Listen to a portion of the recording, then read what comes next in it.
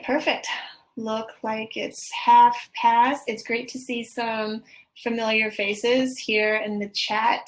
And I want to thank each of you for attending today.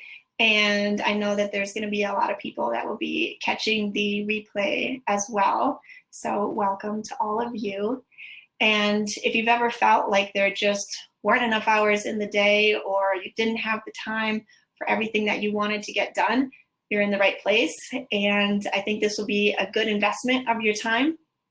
And before we jump in, we'll do something that's a little bit unconventional perhaps. But I want to invite everyone to take the deepest breath you've taken all day. Let go of the last meeting you just came from, or thinking about the next thing that you have to do today. We'll take a few more breaths.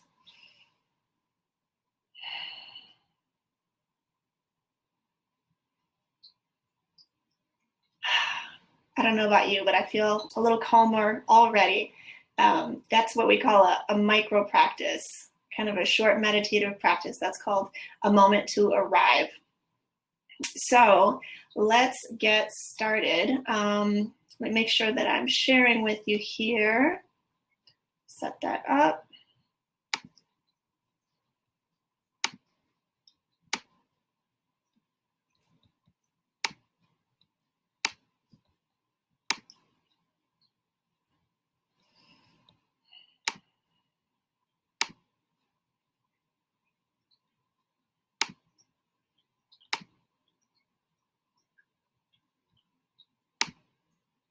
Okay, so you should see that coming up now.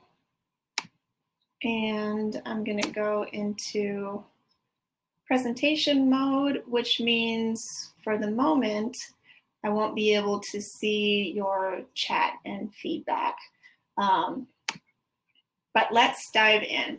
So how many of you can identify with the heart here? I don't feel like doing anything productive today. I'm sure we've all had these days, and to be honest, perhaps these weeks where you really don't feel like getting a whole lot done. Today we'll talk a little bit more about ways to be more productive, as well as when to be more productive, which is not all the time. And if you're just joining, feel free to add your information in the chat, your LinkedIn if you'd like, and where you're joining from. So my hope is that you'll leave our presentation today excited to implement productivity with heart. You'll discover some steps to create days and weeks spending time reflecting what matters most to you. And I think just being open to making changes is a step in the right direction. We'll have some time for Q&A at the end. And if you like to write pen and paper, there'll be some exercises that we'll be doing in a little bit. Or you can definitely do these exercises just with a opening document on your computer.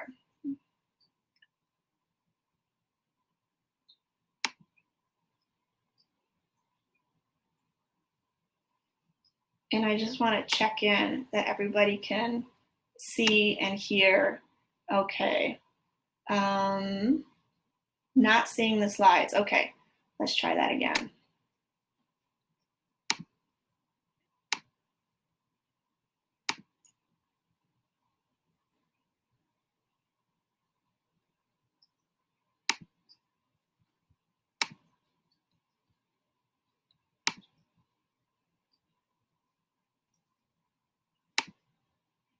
Okay, is anybody seeing anything yet?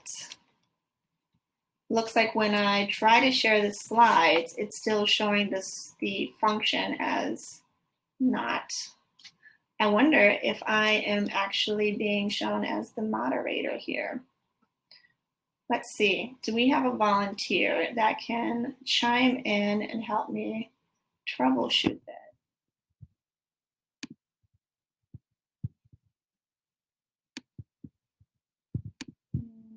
I apologize.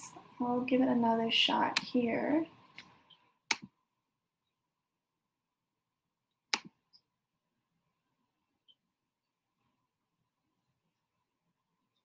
Now it looks like I am not getting permission, which is disappointing because I really like the slides.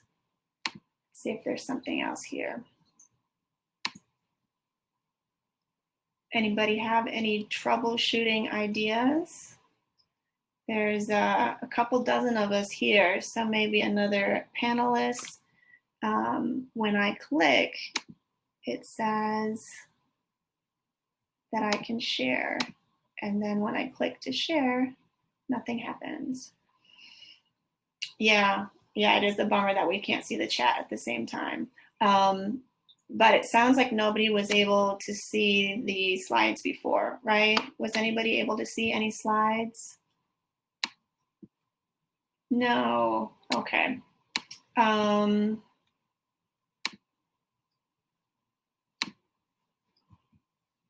Okay, that is most unfortunate. If at any point someone has some ideas to hop in and let me know, I'm really not sure why I wouldn't be able to share these. But we will keep it moving in the interest of time. To share a little bit more about myself, 10 years ago, I was working in a family practice in Phoenix, Arizona, and it was a profitable practice.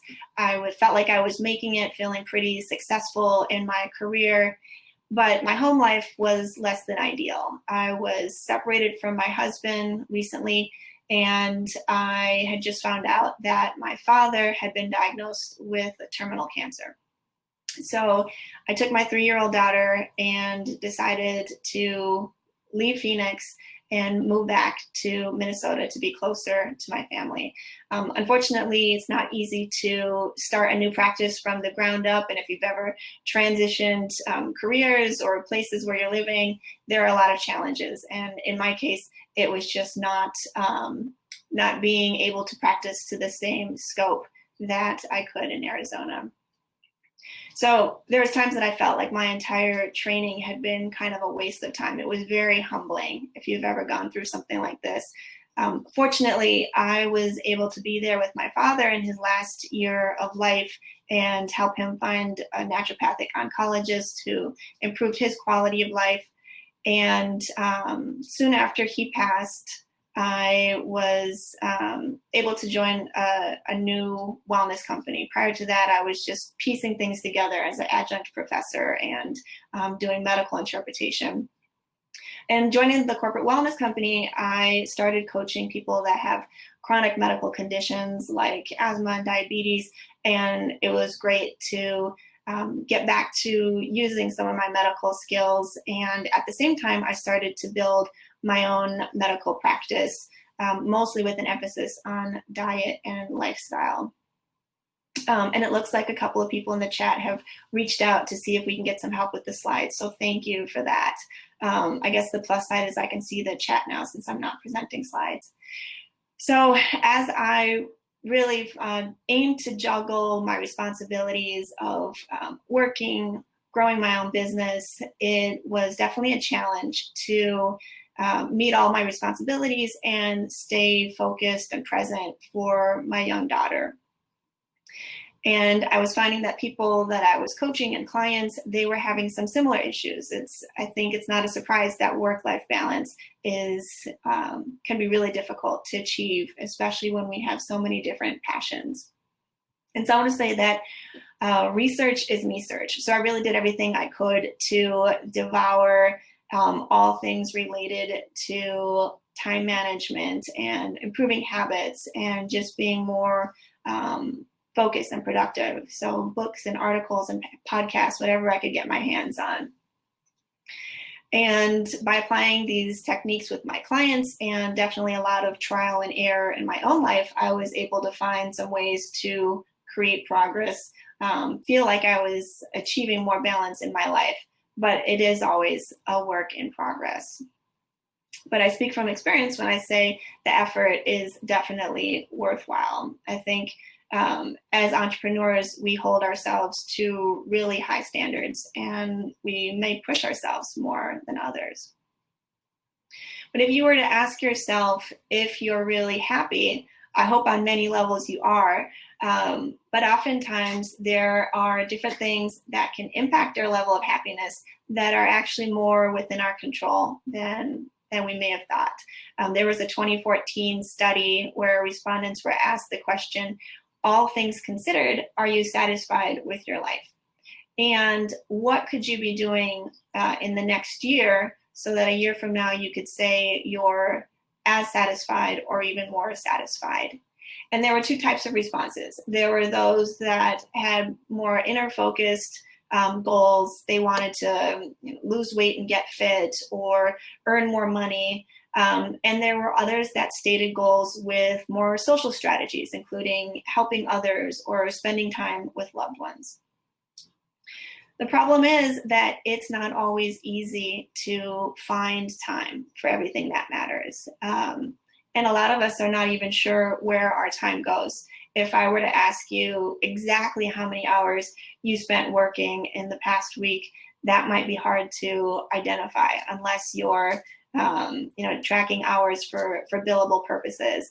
But as of a few years ago, the average American was spending about 5.5 hours per day on leisure, which sounds great. If you add up the time that you spend browsing online or streaming media or doing other miscellaneous work-related tasks, you can really see how it adds up. And I've been able to do some time tracking to actually see where the time goes.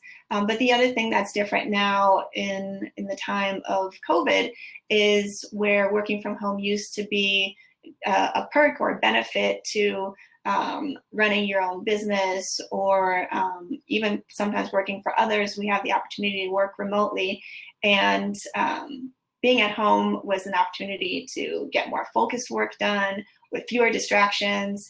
And anybody who's working at home now, if you have pets or kids, the distraction piece plays a greater role than ever before. If you're having to wear a second hat as helping your kids with their online learning, or managing your pets, barking in the background while you're trying to have meetings, there can seem like there's more now to juggle than ever. Now I'm wondering, I haven't heard anything from the team, and I know that there's a main stage event going on right now as well. Let's see, Kelly. Yeah, I would love to have the slides. I'm not able to see Hopin, so you can share slides and do Q&A at the end. Oh, I wonder, can I split screens, Kelly? Is that an option? Or is it because I didn't set up a second screen? Yes, you could do, it wouldn't show up full screen, the presentation, but people would still be able to see your slides. Okay. So let's see if we can do that without going into presenter mode. Do you think that would work? Yeah, let's try it. And thanks for hopping on, Kelly. Yeah, it's going so well. I've been listening. So sorry to intrude. So it looks like nothing happens when I try to share. Okay. Do you see anything on your end? I don't. So yeah, it's the button, the third button, so not the video, not the microphone. Yep. That one. Yep. And then if you click application window, is it a PowerPoint? It's Canva. It's in Chrome. I'm going to try again.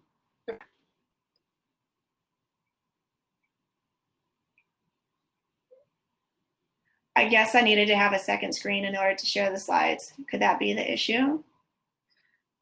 You should be able to just on this device. Okay, because I know during the rehearsal I was able to share. Right. Any other thoughts on what might be keeping this from happening? You might have to, for everybody who's watching in real time. Are you clicking apply? Like, I think when you share your screen, you have to do one final approval of share. Yep, share. And then it looks like nothing happens. And I am like the host, right? It's not like an issue with having permission, right? You're right. I'm actually trying to do the same, and I can't share mine.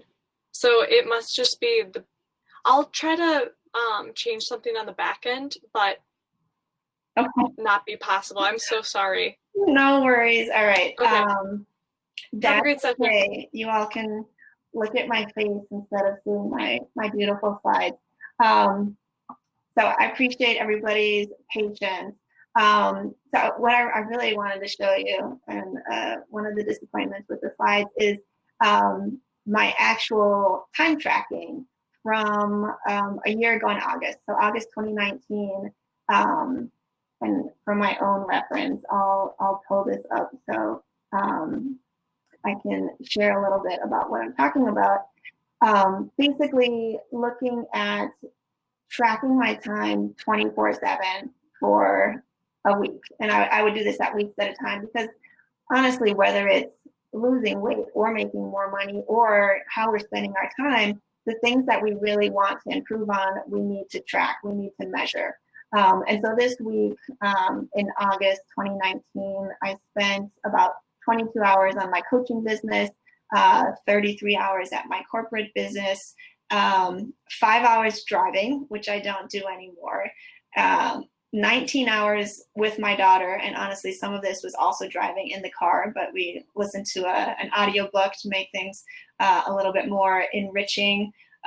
56 hours of sleep, which is about 8 hours on average, a couple hours with friends, a couple hours one-on-one with my partner, which I believe is really important to set aside time for, in addition to family time overall. And since then, I've decided to track just the things that I want to focus on doing more of. So the business and the corporate hours are still there, still looking at how many hours I'm doing exercise. A couple of weeks ago in August, I had kind of an ideal schedule where it's like 30 hours corporate, 15 hours on my business.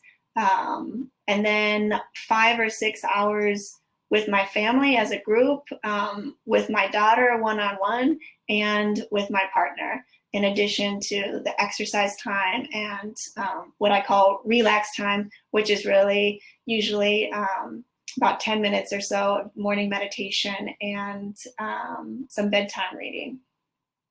So another thing that I want to share is that not only can it be an eye-opening activity to track your time, it's also really important for us to evaluate how we're spending our time so that we can be intentional and avoid regrets. There's a hospice nurse out of, out of Australia, and she shared some of the common regrets of the dying. And one of the top regrets was, I wish I hadn't worked so hard. If you let that sink in, it's like, how many of us are spending so many more hours than we would really like to be on work? Another common regret is, I wish I had stayed in touch with my friends. And when people get to the end of life and they're feeling more alone, we remember those good times with the people that mattered most. And then another regret is, I wish I'd had the courage to live a life true to myself, not the life that others expected of me. Now, I think as entrepreneurs, we're in a good place because we are carving our own paths. We're doing things outside of the norm, and I don't think many of us have to say that we're not living a life true to ourselves. All right, and thanks for all the encouragement in the chat. So now we're going to get to some hands-on values exercises. So this is the time where you will need pen and paper or notebook if you like to do things in that way, or you're more than welcome to just open up something on your computer, a document, to take a few notes. And When we do, excuse me, when we do this face-to-face, we have a list of about 120 values, and I give people about 10 minutes to go through them and kind of sort them out and decide which ones are the top priorities. What we're going to do today is I've pared it down to about 30 core values. And unfortunately, since I can't share the slide, I'm going to read them out, and the things that resonate for you, just write them down.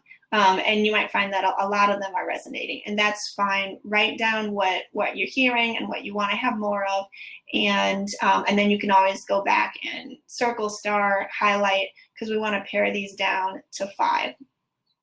So these common core values, and many of these are actionable, so I chose these in particular, are adventure, balance, calm, community, connection, creativity, family, friendship, fun, generosity. Another set, and I apologize if I'm going too quickly. If you're watching the replay, feel free to pause. Gratitude, growth, happiness, health, humor, impact, kindness, learning, love, meaningful work, and nature. And I have a handful more here. Optimism, passion, playfulness, presence, productivity, service, simplicity, solitude, spirituality, and wealth. So hopefully I didn't go through those too quickly. So try to think about, you can take a moment, think about what might be some of those top priorities, and to give you some other ideas, another way to consider this is you can ask yourself, what are you doing on your best day? Or what are activities that give you the most joy? Where are you, or what are you doing the last time you were in a flow state where, you know, ideas were coming quickly, you were really enjoying what you were doing, you were lost in the moment? Think about those kind of highlights, and they can help you to identify what's important, what has the most positive impact on how you're spending your time. So using the values that you've identified, we're going to look at how to put these values into action. So some examples would be, if you have a value of love or friendship or connection, putting that value into action means making time to connect. Communication can be household meetings. It can mean meetings with your colleagues or stakeholders, just kind of making sure that you're on the same page. Service can mean volunteering or philanthropy. Growth can be personal or professional activities like reading. Health, there's a lot of things that fit in here, from exercise to nutrition, making sure that you get the sleep that you need, and self-care.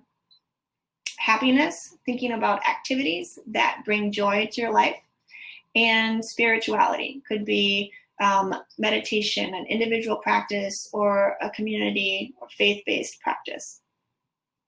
So hopefully this gives you some ideas to keep in mind, and we're going to return back to the values in action in a few minutes.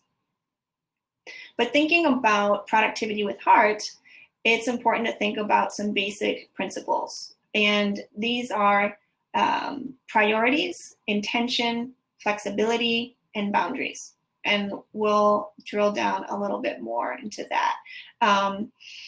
When it comes to priorities, you can think of it as tackling the large rocks first. I don't know if you've ever heard of the the philosophy professor who brought in a jar of rocks and asked his students, is this jar full? And it was full to the brim, and the student said, yes, it's full. And then he poured in some smaller rocks that found their way down and sorted through the other rocks down to the bottom. Is this full now? And the student said yes. And then he poured in some sand, and there was room for the sand as well. The key concept here is let's make room for the largest priorities. So think about what those are for you before adding your rocks. When it comes to intention, you really need to be thoughtful. This may mean changing or challenging your defaults. For me, this means not checking my phone while I'm still in bed in the morning. My morning time is sacred. Once I've gotten out of bed and gone downstairs, the first thing that I'm going to do is a short meditation, usually about 10 minutes, and look at my day and set some intentions about what's happening today, what parts of myself do I need to bring to the table. For myself, over and over again, what I'm finding is that presence, so that I can be present for the task at hand and the people that I'm interacting with, as well as connection, because I want to make the connection with each person that I interact with. And then also at the end of my workday, to be present and create connection with my family, with my loved ones. It's also really important to have some flexibility, to understand that each day is going to look a little bit different. I imagine most of us are not working a traditional 9 to 5, so you might end up having a breakfast time meeting and miss breakfast with your family, or sometimes that might be lunch or dinner or another meal or activity. The idea is that we have to be flexible sometimes and roll with it, but the majority of the time, still make sure that the big rocks like family or relationships and self-care are still being attended to. There's another way to look at it is with boundaries. So creating expectations for yourself and others when it comes to work hours and availability. I like to set boundaries on the time of day that I check email or social media. I talk to a lot of clients who are looking at social media at the beginning or the end of the day in bed, and it kind of takes away from their presence and does not really add a lot to their day in a positive way. Also, if you are the person who responds to emails at 8 p.m., you will be the person who continues to receive emails at 8 p.m. So I do my very best to, by dinner time, kind of log out, shut down from the work mode and be present with my family. If for some reason I do need to check back in, wrap up a project or send an email, I'm very intentional about scheduling send for the next morning. I just, even in Gmail, you can definitely do that. Schedule send for 8 a.m. tomorrow. And then the person that I'm messaging doesn't feel the pressure to respond until they get the message the next morning. And then also I feel like I'm setting an example. So going back to the scheduling, when we do this face-to-face, it's really fun to have the opportunity to connect with someone that's in the seat next to you and be able to exchange information. And I did invite people to share your LinkedIn. So if you haven't already done that, feel free to do that in the chat. And again, it's great to see so many people participating here. So it's nice. I actually attended an event, Luis, who's here today. He shared this technique where you connect with somebody new and then you reconnect after 2 weeks or so and share some of your takeaways. So I would love for people to find somebody from the session today. Great, I see people are still sharing their contact information. You may share with another attendee. You might find somebody else that you met during the event that you want to reconnect with. This is just a great way for accountability. And there's a fun little cartoon that I like to share from Rag Doodles. It's a little bird typing away on a computer. It says, "In an effort to improve my productivity today, please send all inter-office memos and work-related materials to me via Instagram or Facebook." So if you've ever had the experience where you feel like social media is getting in the way of your workday, that could be a good workaround, but probably not effective. So getting back to the scheduling exercise, what I want everybody to do here is focus on one or two of the values, hopefully between the list that I read off and thinking about the highlights of your day or when you're at your best, you can identify one or two that you want to be actionable in your life and that you really want to commit to making time on your schedule for. And part of being successful here is anticipating the barriers. For example, if you want to start a morning exercise routine, you may need to go to bed 20, 30 minutes earlier. It can be helpful to prepare yourself for success by setting out your clothes the night before, maybe packing yourself a snack if you're gonna go out for a walk or a hike. Whatever you can do to decrease the barriers to making this happen is gonna be helpful. You may also need to make adjustments. If the day doesn't go exactly as you planned, you didn't sleep well, or you overslept your alarm, maybe you could still make it happen for a shorter period of time. A brief 10-minute walk can be a great way to start your day. So I'm gonna give everybody just a moment to write down those one or two things and think about, where do you fit this into your day? Is it a morning walk? Is it some meal prep? Is it a consistent date night with your partner? Is it calling your mom or a sibling on a routine basis? One thing I've implemented recently is creating a recurring event with my best friend in New York, and we would connect every couple months and we would talk for 2 or 3 hours every time. And I said, listen, I think we need more of a maintenance plan. And so now on the second Saturday of every month, we connect for about an hour. And that's a great way to really prioritize our friendship and our relationship. And so sometimes you just think outside the box. Like, maybe it seems weird to schedule a monthly chat with your friend, but if it's important to you, it needs to go on your calendar, on your schedule, and that way you're going to make it happen. And I hope that you can take a moment to jot that down. Think about where it's going to go on your calendar. Is it something that happens once a week or once a month or several days a week? Think about where you can fit that in.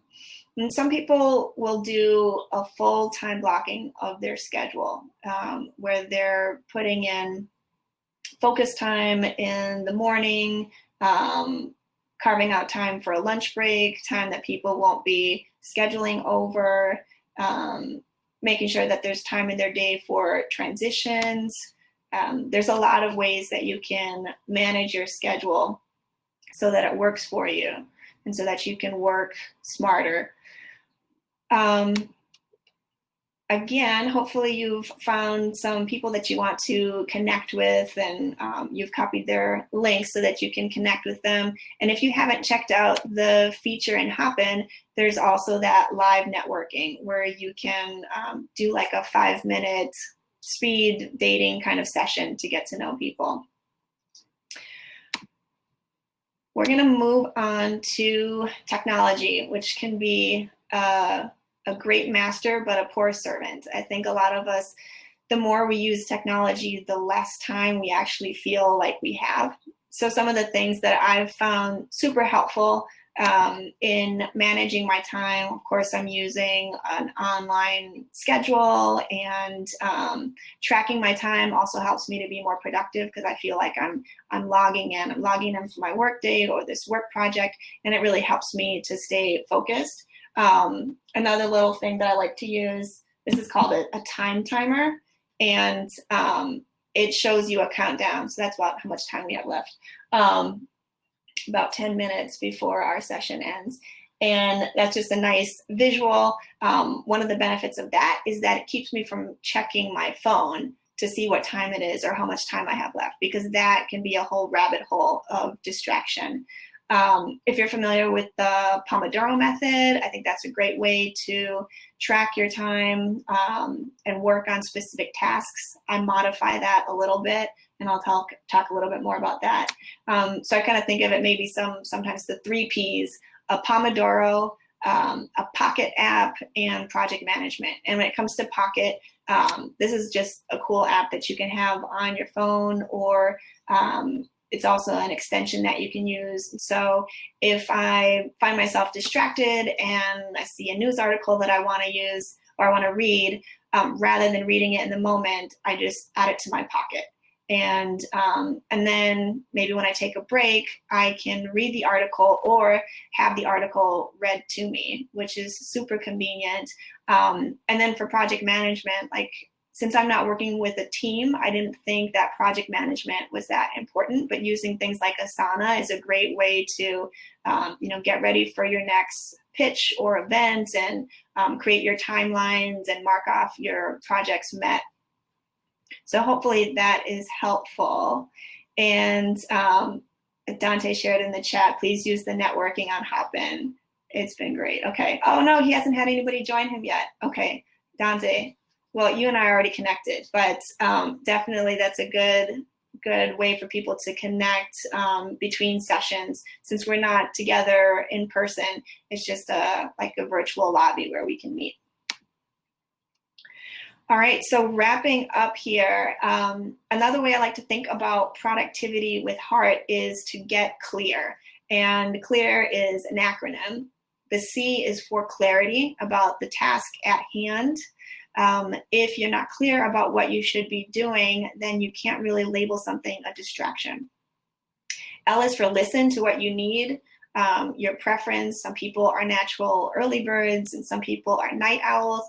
Use your time to your advantage. If there's a time of day that you're going to be most productive and effective, really use that time for your focus. Also listen to your environmental preferences. Like, some people get more work done if they're in, you're in a patio cafe with a lot of people and you feel kind of the energy or the buzz. Same with co-working spaces where you can feel you're around people who are getting things done. Some people prefer quiet and solitude. The E is for engage your heart as well as your mind to really be fully present. A is for attention, and part of that is by identifying and removing distractions. You can even do this like on your browser. Make sure that you have lots of pages closed that could potentially be distracting, or you can even put filters in your browser so that you're not getting reminders if you need focus time.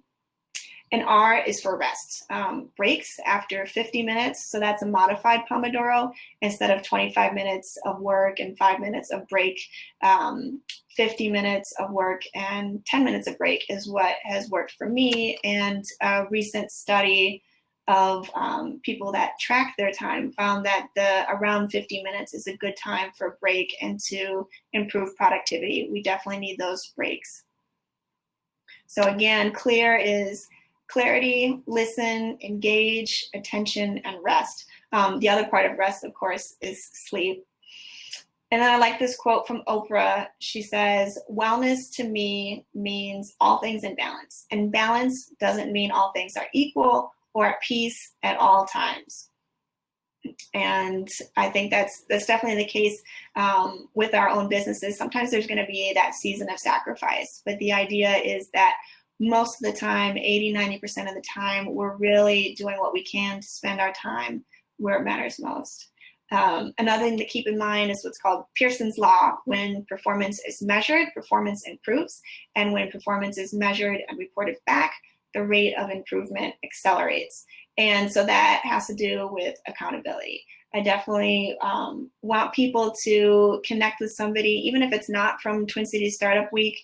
Maybe it's a friend or a colleague that you can just check in for accountability. Say, I've been putting off starting my meditation practice, or doing this meal planning routine, or spending 30 minutes a day on personal development, and I'm really gonna make this a focus. Can you check in on me next week and see how I'm doing?